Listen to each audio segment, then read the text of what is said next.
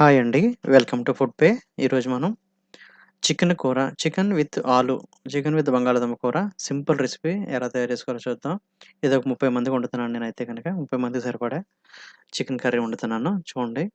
దీనికి ముందుగా ఒక కడాయి పెట్టుకొని దీంట్లో బిర్యానీ ఆకులు, కొంచెం చెక్క, యాలకులు ఏసుకోవాలి. తర్వాత కొంచెం ఉల్లిపాయలు కట్ చేసుకుందాం. ఉల్లిపాయలు, కొంచెం పచ్చిమిరపకాయలు ఇలా పొడవుగా కట్ చేసుకోవాలి పచ్చిమిరపకాయలు చిన్నగా వద్దు. పొడవుగా కట్ చేసుకొని ఉల్లిపాయలు కూడా పొడవుగా కట్ చేసుకోండి. ఇంట్లోకైతే గనుక చిన్న చిన్న ముక్కలు కింద కట్ చేసుకోవచ్చు. మనం ఒక 30 మందికి ఫంక్షన్‌లో వండుతున్నాం కాబట్టి పెద్ద పెద్ద ముక్కలు పొడుగ్గా ఉల్లిపాయలు కట్ చేసుకుందాం. పొడుగ్గా పచ్చిమిరపకాయలు కట్ చేసుకుందాం. కొంచెం కరివేపాకు యాడ్ చేశాను. అలా ఉల్లిపాయలు ఉడకడానికి సాల్ట్ ఏసాను. సాల్ట్ వేయడం వల్ల చూడు తొందరగా ఉడికిపోయింది.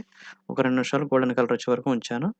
ఇప్పుడు అల్లం వెల్లుల్లి పేస్ట్ ఏసాను. చూడండి అల్లం వెల్లుల్లి పేస్ట్ ఇది కూడా కొంచెం కరిగేదాకా దాంట్లో ఉడకాలన్నమాట. స్మెల్ పోద్దన్నమాట.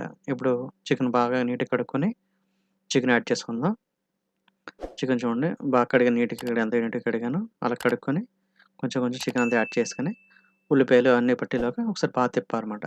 తిప్పి ఒక 5 నిమిషాలు ఉంచాను. 5 నిమిషాల తర్వాత మూత తీసి పసుపు, కారం ఏసాను. అలాగే మసాలాలు కొంతమంది నేను ముందేసాను. కొంతమంది తర్వాత కూడా ఏసుకోవచ్చు. నేను చూడండి ధనియాల పొడి, జీలకర్ర పొడి, అలాగే చికెన్ మసాలా కూడా ఇప్పుడే ఏసేసాను. కొంతమంది తర్వాత కూడా ఏసుకోవచ్చన్నమాట. ఆ విధంగా కూడా చేసుకోవచ్చు. ఇప్పుడు ఎందుకు ఏసాను అనుకోకూడదు. ఓకేనా? పెప్పర్ పొడి కూడా ఇప్పుడేసాను. ఇవన్నీ ఏసి చికెన్‌కి బాగా పట్టేలాగా ఒక 5 నిమిషాల పాటు తిప్పేసి మూత పెట్టానన్నమాట. 5 నిమిషాలు మూత పెట్టి ఆ చికెన్ చూడు ఎలా పట్టిందో 5 నిమిషాల తర్వాత టమాటాలేసానన్నమాట. కొంచెం టమాటాలు. అంటే ఎక్కువ మందికి కాబట్టి టమాటా గ్రేవీ ఇంట్లో కదా అన్ని టమాటాలు ఏసుకోవసరం లేదు. ఎక్కువ మందికి కావాలి కదా! గ్రేవీ కూర కావాలి కాబట్టి టమాటాలేసాను.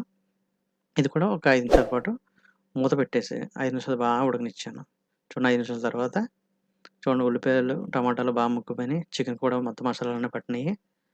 చూడండి ఇప్పుడు పొటాటో అంటే మన బంగాళదుంపలుంటాయి కదా! ఆ బంగాళదుంపలేసుకుందాం. ఇది మీకు అవసరం లేకపోతే స్కిప్ చేసేయొచ్చు. బంగాళదుంపలు అవసరం లేకపోతే స్కిప్ చేసేయొచ్చుమాట. అవసరం లేకపోతే వదిలేయొచ్చు. నేను బంగాళదుంప కూడా ఏసాను. చూడండి ఇది కూడా ఒక 5 నిమిషాల దాకా 10 నిమిషాల పాటు బాగా ఉడకనివ్వాలన్నమాట. మూత పెట్టి తిప్పుతా ఉండాలి. మూత పెట్టి తిప్పుతా ఉండాలి. 10 నిమిషాల పాటు ఉడికితే మొత్తం అన్నీ బంగాళదుంప, చికెన్ అన్నీ ఉడికిపోతాయి. చూడండి ఉడికిపోయింది. ఫైనల్‌లో కొత్తిమీరేసుకుందాం. కొత్తిమీర గార్నిష్ చేసుకుంటే అయిపోయింది. నా ఛానల్ లైక్ చేయండి, షేర్ చేయండి, సబ్స్క్రైబ్ చేయండి. Thank you. Thank you very much.